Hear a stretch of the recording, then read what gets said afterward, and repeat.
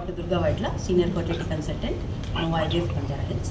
So ఈరోజు fertility trends అంటే మన హైదరాబాద్ అండ్ చుట్టుపక్కల ప్రాంతాల్లో జరిగిన మార్పుల గురించి, ఫర్టిలిటీలో జరిగిన మార్పుల గురించి మాట్లాడబోతున్నాను. సో దాంట్లో మోస్ట్ ఇంపార్టెంట్ వచ్చేసి చేంజింగ్ డెమోగ్రఫిక్ ట్రెండ్స్. అంటే ఒకప్పుడు పేషెంట్స్ ఏదైతే ఫర్టిలిటీ క్లినిక్స్కి వచ్చేవాళ్ళో వాళ్ళ కారణాలు ఇప్పటి రీజన్స్ డిఫరెంట్ ఉన్నాయన్నమాట. అంతకుముందు మెడికల్ రీజన్స్ వల్ల ఫర్టిలిటీ క్లినిక్స్కి ఎక్కువ వచ్చేవారు, బట్ ఇప్పుడు increased age related fertility decline గురించి ఎక్కువ క్లినిక్లో మనం పేషెంట్స్ చూడడం జరుగుతుంది.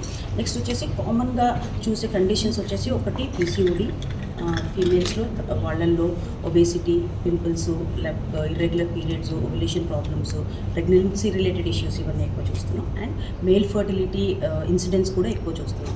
ఇది పేషెంట్ పేరు, రిజిస్ట్రేషన్ నెంబర్, హస్బెండ్ పేరు, హస్బెండ్ రిజిస్ట్రేషన్ నెంబర్. ఒక ఎంబ్రియాలజిస్ట్ అది చెక్ చేసి లేబుల్ చేసి కన్ఫర్మ్ చేశాక ఎప్పుడు సెకండ్ ఎంబ్రియాలజిస్ట్ రీకన్ఫర్మ్ చేస్తారు. సో అక్కడే ఒక డబల్ చెక్ అనేది అయిపోతుంది.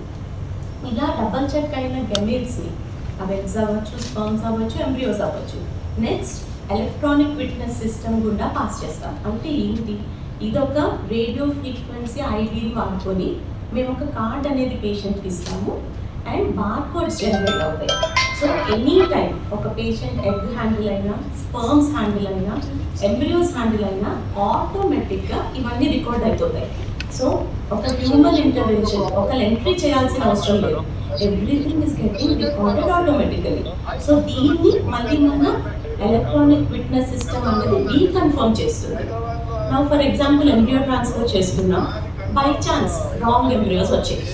సో ఏమవుతుంది, ఈ సిస్టమ్ ఎంత స్ట్రాంగ్గా ఉంటుందంటే వెంటనే ఒక అలార్మ్ సిస్టమ్ అనేది యాక్టివేట్ చేస్తుంది.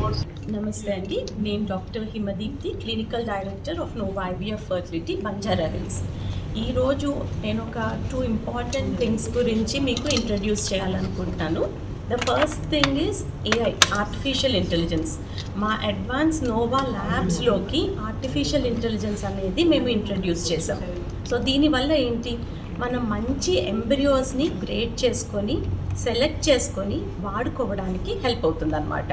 సో మనకున్న సక్సెస్ రేట్స్ని ఇంకా పెంచుకోవడానికి, పేషెంట్కి త్వరగా ప్రెగ్నెన్సీ రావడానికి, తర్వాత వాళ్ళకి మిస్క్యారేజ్ రేట్ తగ్గించడానికి ఇది చాలా ఉపయోగపడుతుంది.